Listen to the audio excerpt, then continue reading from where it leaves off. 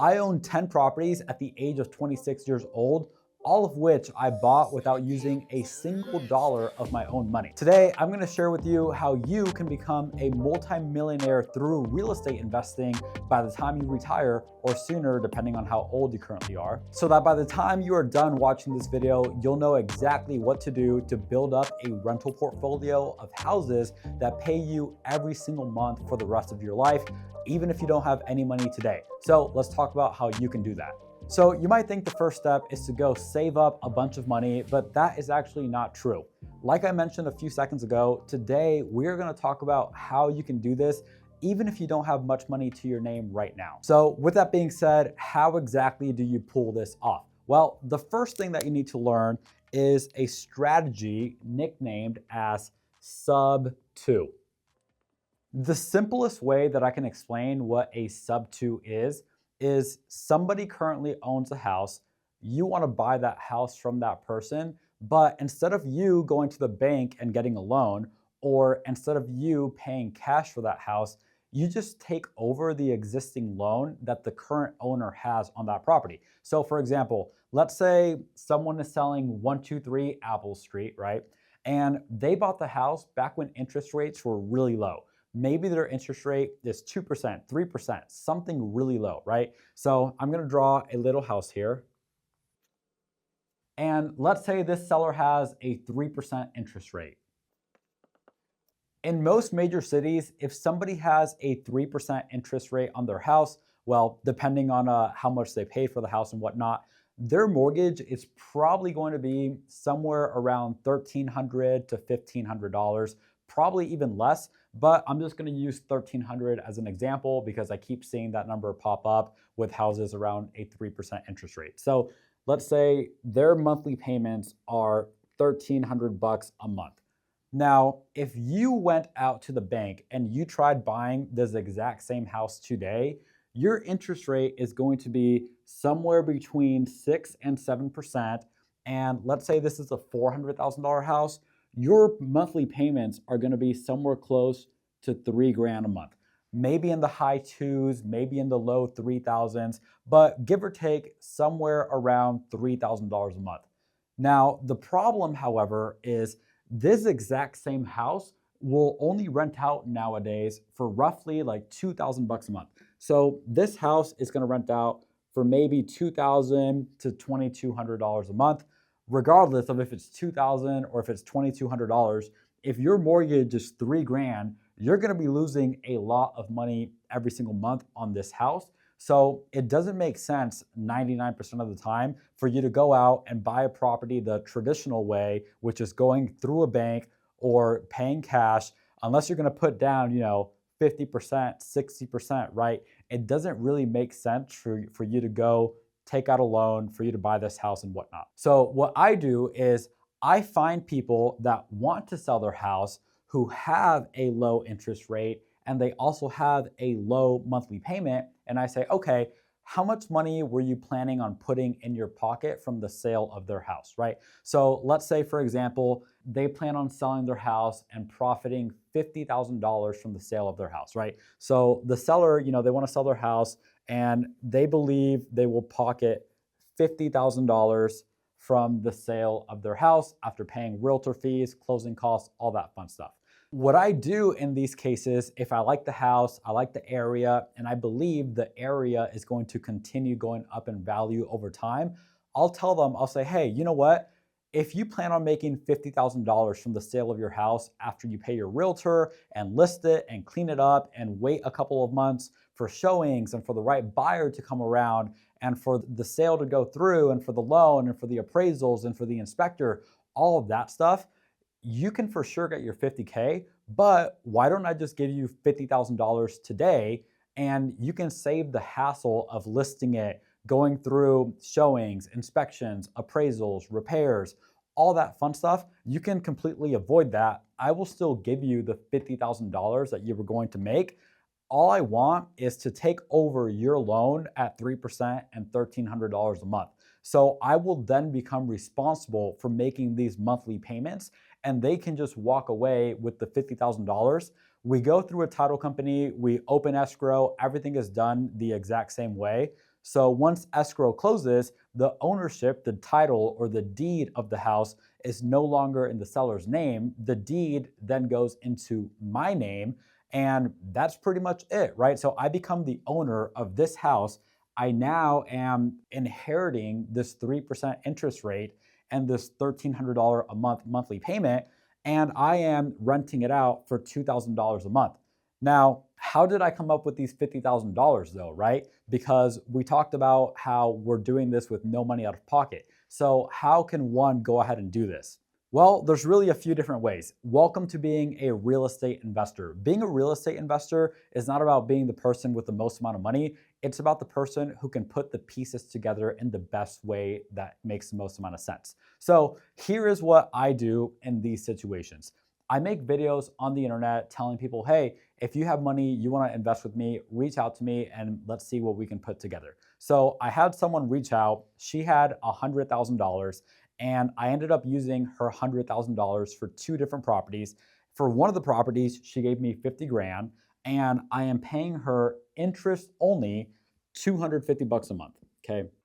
I'm paying her $250 a month every single month, and that is interest only. So what that means is after 4 months, I will have paid her $1,000. I don't owe her $49,000 anymore, or I don't owe her $49,000 all of a sudden. I still owe her $50,000 because these $250 that I'm paying her every month are interest only. So every single month that I'm holding on to her $50,000, I owe her 250 bucks. So I used her $50,000 to give that money to the seller and to pay for the closing costs. So I now have to pay the bank $1,300 every single month.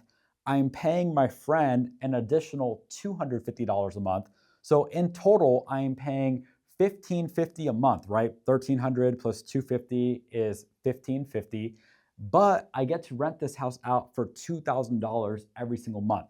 And this loan right here, the money that I owe to the bank is due in almost 30 years.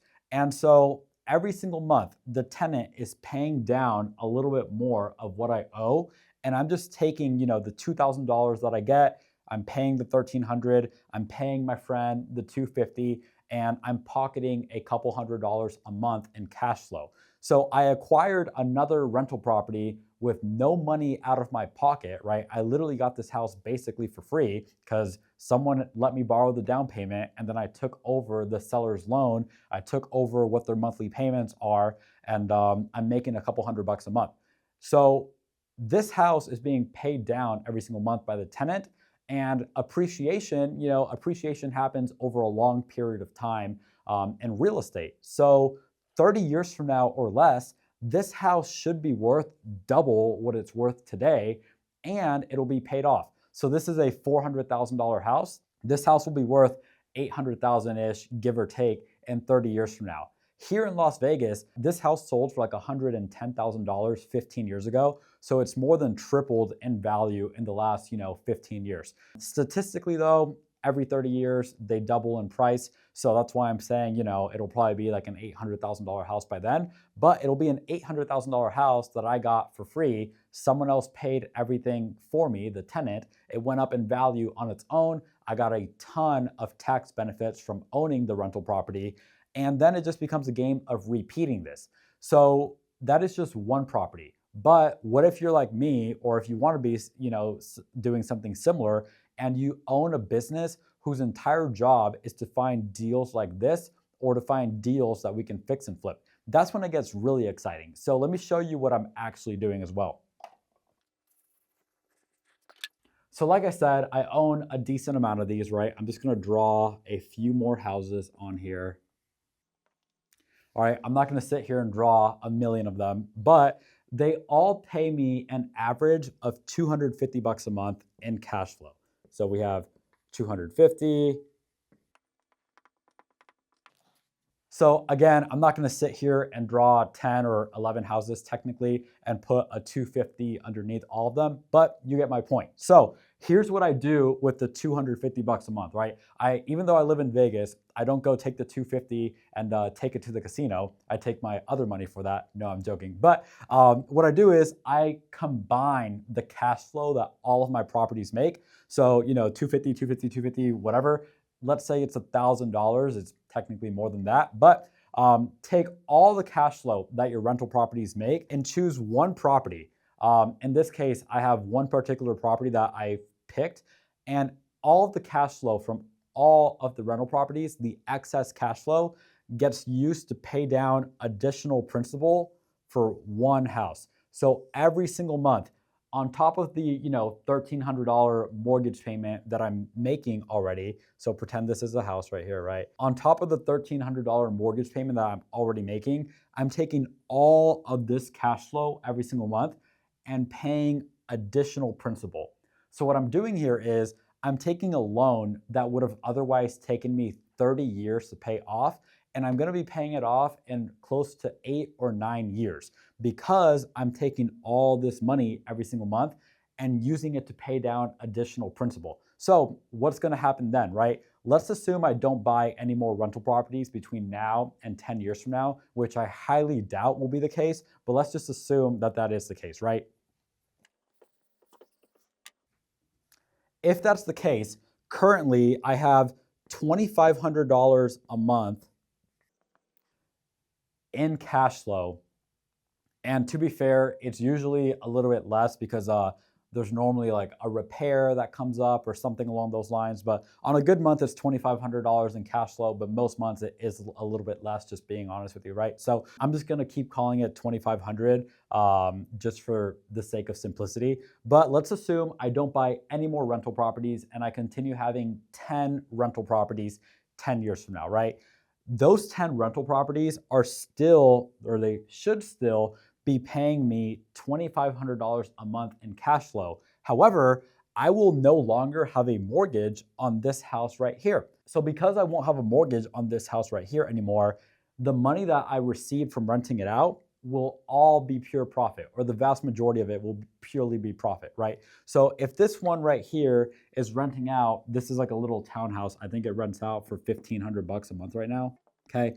So once this townhouse is paid off 8 or 9 years from now, I should still have the $2,500 in cash flow coming in from all my other properties, but I won't have a mortgage on this townhouse anymore. So I'll have $1,500 of additional cash flow every single month. So then I just take my 2,500 plus my 1,500. That is now going to be what, 4,000? That's now going to be $4,000 a month that I can take in extra income and start paying down the next house. So every single time it just gets faster and faster and faster. Eventually you'll get to the point where, and I do plan on having more than just my 10 rental properties, but let's just continue using 10 as an example, right? I should, God willing, eventually get to the point where all of them are paid off and none of them required any of my own money to pay off because I bought them with other people's money and I paid them off with my tenants' money. So they will all be paid off. And let's say they rent out for an average, right now they rent out for an average of like 2,200 bucks a month. So 2,200 times 10, that's $22,000 a month coming in and basically passive income. Most of my rental properties are pretty passive, at least 95% of the time, with random exceptions. Like I'll get a text from a tenant, every now and then. But for the most part, rental properties can be pretty passive, except when they're not, right? And that can be a different video in and of itself. So I'll have $22,000 a month coming in passive income by the time I have all these houses paid off. And in theory, because real estate doubles over 30 years on average, most of these houses should be worth somewhere in the ballpark of $1 million. Anywhere between like 600,000 on maybe some of my like cheaper townhouses, all the way up to like 1.2 million on some of my like nicer houses. But somewhere in the ballpark of 800,000 to like 1.2 million, just call it $1 million, right? So I'll have $10 million of paid off real estate. What can I do with $10 million of paid off real estate? Well, I can continue receiving $22,000 a month every single month for the rest of my life, which isn't too terrible. Or I can sell them all and pocket close to 10 million bucks. With $10 million in the bank account, I'm sure you wouldn't be too upset. And you can do this way faster than 30 years as long as you're picking up more rentals and paying them off quicker. So now let's talk about, we talked about how the math works and all that fun stuff, but let's talk about how do you actually find some of these properties, right? The first way that you can find these properties is through a wholesaler. So a wholesaler is someone like myself. Granted, I also buy properties, we just talked about that, but a lot of what my business does is we find properties for other investors and then we just sell it to them and we collect a fee. So we actually just wholesaled a sub 2 deal to another investor right here in Las Vegas because that house was not in an area that I really liked. And ironically, that investor doesn't like to buy in the area that I like. He and a ton of other investors that I know like to buy houses in like the hood or just areas that aren't the best, because what they do with these houses is, I'm gonna draw a little house here, okay? Let's say the house is a 3-bedroom property, all right? So this is bedroom 1, bedroom 2, bedroom 3. What my investor friend and a ton of other people do is in these areas where there's no HOA, you can throw up additional walls and make more bedrooms. So now instead of renting it out, to a regular family who needs 3 bedrooms, you rent by the room to individuals. Maybe it's people, here in town for a couple weeks, or maybe it's someone who lives here full time, but they don't make a lot of money at their job, so they can only afford, lower rent. They're gonna turn this 3-bedroom house into a 1, 2, 3, 4, 5, 6-bedroom house, and they're gonna make way more cash flow than I make on my typical 3-bedroom, 2-bathroom house. There's really no right or wrong way to do it. Me personally, I don't really like throwing up extra walls in my properties, and I only like buying houses in the best neighborhoods in Las Vegas. But half of the investing world has a completely different opinion than mine on that. So there's no right or wrong way to do it. But that's option number 1. You can go through a wholesaler, someone like me and my company. We find properties like these for investors all the time. So send me a DM on Instagram or shoot me an email if you want to be on our list of people who we work with. So that's option number 1. Option number 2 is you can just go find it yourself on Zillow. So let's talk about what you should look for if you are gonna just go find it yourself on Zillow. Now, this option is best for someone who has the time on their hands, learn the ins and outs of the business and how to find these properties. That's how I started. I was a college student and I wanted to learn how this business worked. And I had nothing but time on my hands because I was skipping some of my classes, right? Hope my mom isn't watching this video, but I think she's pretty proud of me anyway. So option 1 is wholesalers. Option 2 is go find it yourself on Zillow. If you want to do that, I'll show you how. So a few things that you want to figure out first. Are you going to be picky about the part of town that you're buying in? When I first started, I was only buying in Henderson, Nevada. If you're not familiar with Las Vegas, Henderson is an amazing town, like 15 minutes outside of Las Vegas. That's where I grew up. Some of the best schools are there. It's a great area. I was very picky, only buying in Henderson. As I've become more experienced, I'm open to buying anywhere in town that is a good neighborhood. It doesn't need to be, the Hendersons, but I don't want to be in the middle of the war zones, right? I don't want to be in like those rough neighborhoods. So I will buy in Henderson, Summerlin, or just anywhere that is a good area, I will buy in. So that's one thing you need to figure out for yourself. Are you open to buying anywhere in the city that you live in? Or, what's going to be your criteria? And we have a lot of clients who we work with that they don't even live in Las Vegas or anywhere in Nevada, but they believe in Las Vegas real estate. So they ask us to send them stuff and they buy a ton of our properties. So number 1, you got to figure out, where do you want to buy? Like, what's your location and what's your immediate location as well? So figure out your location. Number 2, once you figured out the location and what kind of properties it is that you're looking to buy, you need to buy properties that at the very most have a 4% interest rate or lower. Ideally, the lower the better, but you want to be like no more than like 4%, because the higher someone's rate is, the higher their monthly payment is going to be. And you need to make sure that the house is going to rent out for enough money to A, cover the mortgage, but B, provide a profit for you every single month. So 4% interest rate or better. Now, the third thing that I look for is I ask myself, okay, what is an indicator of somebody's interest rate? Because typically realtors that post these houses for sale on Zillow, they're not advertising what the interest rate is, because selling sub 2 is not something that happens super commonly, at least not in comparison to the amount of houses that sell like the traditional method, right? So they're not typically advertising the interest rate or advertising that it's a sub 2. So a rule of thumb is interest rates were really low between 2018 and 2021. So if you look on Zillow and there's a house for sale and you see that they bought it between 2018 and 2021, chances are their interest rate is going to be below 4%. Now, that's not always the case, and you can find people, I'll give you another little tip in a second. You can find people that bought a house outside of these years and still found a good interest rate. But this is just kind of like a guiding rule, a little bit of a rule of thumb here. So if somebody bought the house between 2018 and 2021, or if they bought a house after this time period, but they bought a new construction home, that person might still have a low interest rate, because some builders will tell you if you go through their lender, they will get you a lower interest rate than the 7% that we talked about earlier. But I always kind of look to see, did they buy the house between 2018 and 2021? So me personally, if I like the location, I like the house, and I see that it was bought during this period of time right here, I'm gonna call the realtor and present this as an option. Typically, this is not going to be their go-to strategy for the seller, because there are a few potential risks involved for both parties. And we can talk all about those risks for like an hour in a separate video. But the biggest concern that you're going to hear with people is that even though you are taking over their loan, the loan still stays in the seller's name. So what that means is, if you screw up and you do not make the mortgage payments like you should be, you're going to hurt the seller's credit. That's going to be the biggest pushback that you're going to get. Now, for me, my company, we actually overcome that objection super easily. We just tell people, hey, look at our reviews on Google. We have over 100 5-star reviews from people saying that we actually do what we say we're going to do. And it hasn't been all that difficult for us to overcome that objection.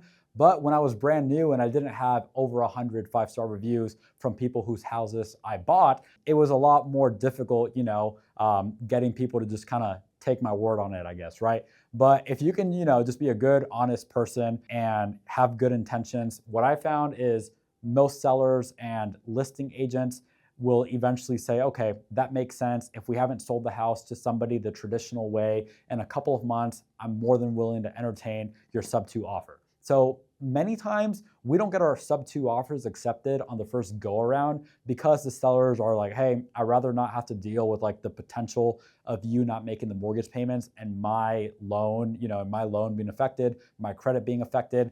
But if they don't have any other options after a couple of months and they have to sell, sub 2 can be a great solution for the seller, because you're providing them with the cash that they need, you're closing on the property quickly, and it's a win for you as well, because you're getting a low monthly payment. I have seen other investors, or I don't know any of them personally, but I have heard horror stories of other investors who bought houses sub 2, and then maybe they couldn't afford the payments anymore and they stopped making the payments, and that really affected the seller's credit. So if you're going to do this strategy, do it like me and actually pay every single month. Even when my tenants are late to pay me, I still pay my mortgage on the first of the month. So you just want to be very responsible with this strategy right here, because it can really put somebody in a bad spot if you do not promise, if you do not do what you promised that you were going to do. So that's the biggest risk to the seller. I'll tell you what a risk is for you as well as a buyer. It's not super common, but I'd be doing you a disservice if I didn't at least mention it. So the biggest risk to the buyer is that, or to you as the buyer, is that whenever you buy a house sub 2, the bank who gave the loan to the original seller, they reserve the right to call the note due. What that means is the bank has all the right in the world to reach out to you and say, hey, we did not give this loan to you. We gave it to the previous seller. I see that you're making the payments now, but we're not okay with that. we want all the money due in the next 30 days, 60 days, 90 days, whatever. Now, I personally have never had that happen to me, but I have seen it happen to a few other people out of thousands of transactions that I've seen other people do. Now, in those cases, it's not super scary. You just need to get on a call with the bank, and I can introduce you to people that have these conversations like for a living. They're called subject to transaction coordinators. These people are really good at what they do. And in most cases, they can get the bank to kind of see eye to eye with you and make it so that you don't have to give the bank back all their money. I personally had a conversation with a bank manager, and he says he sees stuff like this happen all the time. And I asked him, I said, hey, you as the manager of a bank, you guys are lending money out to people who want to buy houses. What are your thoughts on this? And he said, Ray, at my branch nationwide, we do not care, because as the bank, we make our money because you are paying 4% interest over the next 30 years. So if the bank gives you a loan for $300,000, do the math, over 30 years, probably paying close to $600,000 for that loan because of the interest that you're paying. So my buddy who is a manager at the bank, he was telling me, as long as the mortgage payments are being made and they're being made on time, they do not really care, because they do not make their money off of taking the house back. They make their money off of receiving the sweet interest that you're going to pay them every single month for the next 360 months. So again, I did want to tell you about the potential objections that you're going to run into with the seller. And I did want to tell you about the risk that you have as well as the investor. But I don't think you should be too worried about it. Me personally, I own 10 of these. And shout out to God, I've been good to go on all of them. And we're profiting on them every single month, taking all the money that I make from them and rolling it into one of my townhouses, paying down that property faster. And that's how I just continue snowballing these properties. Eventually, they should all be paid off. This is how you can get rich for sure long-term in real estate. But if you want to learn how to get rich in the next couple of years, I became a millionaire after 3.5 years of real estate investing. I have another video, I will link to it down below, talking about how I built my business wholesaling and flipping houses, and how I'm personally making over $100,000 a month, not including the money that I make from my rentals, right? That's just kind of like my side money, I guess. But my real money comes from my wholesaling and my flipping business, where I do over 6 figures every single month. So if you want to learn how to get rich in the next couple of years, this is how to get rich in the long term for sure. But if you want to learn how to make a lot of money in the next couple of years, watch this other video linked below and you will learn how to do that. All right, bye.